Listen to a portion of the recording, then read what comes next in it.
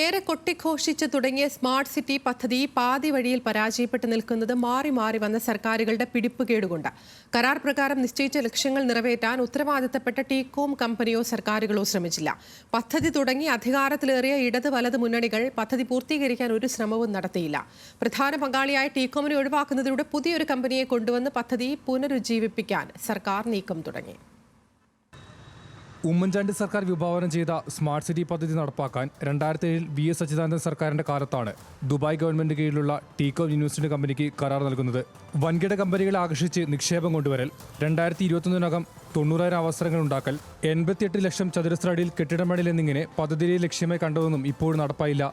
ഇതോടെയാണ് TECOM company ഒഴിവാക്കാനുള്ള സംസ്ഥാന സർക്കാരിന്റെ തീരുമാനം. എന്നാൽ പദ്ധതി നടത്തിപ്പിൽ മാറി മാറി വന്ന സർക്കാരുകളും വലിയ വീഴ്ചയാണ് വരുത്തിയത്.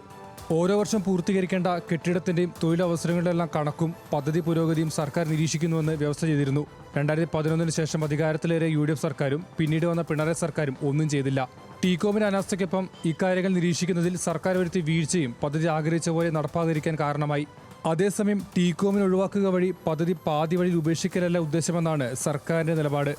ടീകോമിന് പകരമായി പുതിയൊരു കമ്പനിയെ കൊണ്ടുവന്ന് പദ്ധതി പുനരുജ്ജീവിപ്പിക്കാൻ സർക്കാർ തലത്തിൽ ശ്രമം തുടങ്ങിക്കഴിഞ്ഞു. ന്യൂസ് മലയാളം, തിരുവനന്തപുരം.